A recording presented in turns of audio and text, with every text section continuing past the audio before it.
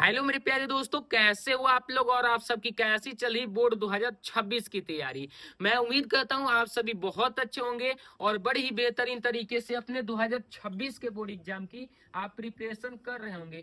आज की सूडी में हम 2026 बोर्ड एग्जाम के लिए क्लास 10th इंग्लिश से एक ऐसा क्वेश्चन लेकर आ चुके हैं, एक ऐसा टॉपिक लेकर आ चुके हैं जो कि आपके बोर्ड 2026 में इंग्लिश के पेपर में 100% पूछा जाएगा। और वो भी कितने नंबर का, तो भाई साहब 3 मार्क्स का पूछा जाता है हर साल। आज की स्टूडियो में हम आपको क्लास 10th इंग्लिश से मोस्ट इंपॉर्टेंट सेंट्रल आइडिया बताने वाले हैं और पूरे किताब से केवल 2 ही ऐसा सेंट्रल आइडिया हम आपको बता देंगे जिसको आप पढ़ के चले जाओगे तो गारंटी है कि वो बोर्ड एग्जाम में आएगा। ठीक है, तो दोनों चैप्टर बताएंगे, सबसे पहला चैप्टर और दूसरा चैप्टर। तो चलिए वीडियो को स्टार्ट कर देते हैं। तो यहाँ पर देख सकते हो सबसे पहला चैप्टर है आपके पोयम का dust of snow. Dust of snow का सबसे पहले हम सेंट्रल आइडिया देखेंगे, वो भी सिंपल लैंग्वेज में। उसके बाद यहाँ पर हम देखेंगे फायर एंड आइस का, इसका भी सेंट्रल आइडिया काफी सिंपल लैंग्वेज में हम समझने वाले हैं और इससे आसान आपको कहीं पर नहीं मिलेगा, गारंटी है। ठीक है, तो यहाँ पर देखो central idea of Dust of Snow. The poem by Robert Frost shows how small incidents in nature can change our mood and thoughts. यानी कि ये जो पोयम है रॉबर्ट फ्रॉस्ट द्वारा लिखी गई है या फिर दर्शाई गई है, ये शो करती है यानी कि दिखाती है, हाउ मतलब कैसे, स्मॉल इंसिडेंट्स यानी कि छोटी छोटी घटनाएं, इन आवर नेचर यानी कि हमारे प्रकृति में, change our mood and thoughts हमारे मूड और विचार यानी कि हमारे मन और विचार दोनों को बदल देती है। ठीक है, द पोएट वाज सैड यानी कि जो पोएट था दुखी था, एंड होपलेस और निराश था।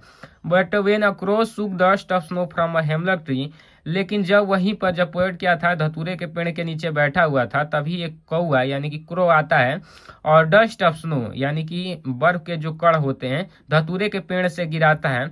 तो यहाँ पर देखो उसके बाद ऑन हेमलक ट्री होता है धतूरे का पेड़। ठीक है, ऑन हिम यानी कि उसके ऊपर, हिज मूड बिकम जॉयफुल, उसका जो मूड है, उसका जो मन है, बिकम जॉयफुल यानी कि प्रफुल्लित हो जाता है, आनंदित हो जाता है।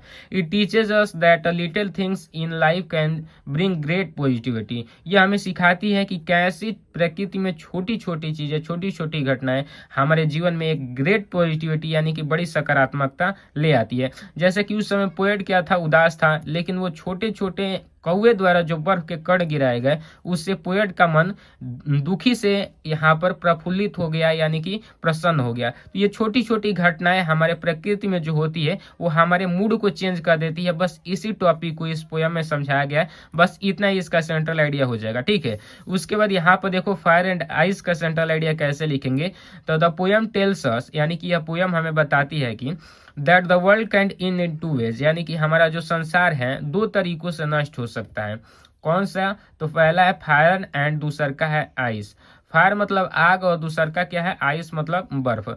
लेकिन ये आग और बर्फ से नहीं, पोएट दूसरे चीज से तुलना कर रहा है, उसके हम आगे समझेंगे। फायर मीन्स ह्यूमन डिजायर्स यानी कि फायर का मतलब होता है ह्यूमन डिजायर्स यानी कि मनुष्यों की इच्छा एंड ग्रीड और लालच। वाइल आइस मीन्स हेटर्ड, और आइस का जो मतलब होता है हेटर्ड यानी कि घृणा and coldness. And the poet says both are dangerous यानी कि पोएट कहता है कि ये दोनों ही खतरनाक है। ठीक है, and can destroy the world और ये संसार को खत्म कर सकते हैं।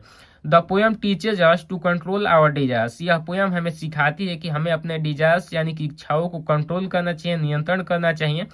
एंड अवॉइड हेटर्ड और घृणा से भी दूर रहना चाहिए। ठीक, और लास्ट में आपको एक पोएट का नाम लिख देना है जो भी इस चैप्टर के पोएट हैं। तो इस चैप्टर के पोएट हैं रॉबर्ट फ्रॉस्ट। तो कुछ इस तरीके से ही आपको इतने सिंपल लैंग्वेज में मैंने आपको सेंट्रल आइडिया समझा दिया और इतने वर्ड्स में ही लिखना है। काफी बेहतर तरीके से आप लिख दोगे तो आपके 3 नंबर मिल जाएंगे। और ये दोनों जरूर तैयार करके चले जाना और एक्स्ट्रा से भी एक और तैयार करके चले जाओगे तो काफी अच्छे से फिक्स हो जाएगा 3 नंबर। और इन चैप्टर्स के पोयम भी आपको याद कर लेना है, पोयम भी 3 नंबर का आता है लिखने के लिए। ठीक है, तो उम्मीद करता हूँ वीडियो काफी अच्छी लगी होगी, तो वीडियो को लाइक कीजिए, दोस्तों में भी शेयर कर दीजिएगा। मिलते हैं आपको इसकी अगली वीडियो में। अगली वीडियो किस टॉपिक पर चाहिए कमेंट में जो बता दीजिएगा। जय हिंद, वंदे मातरम।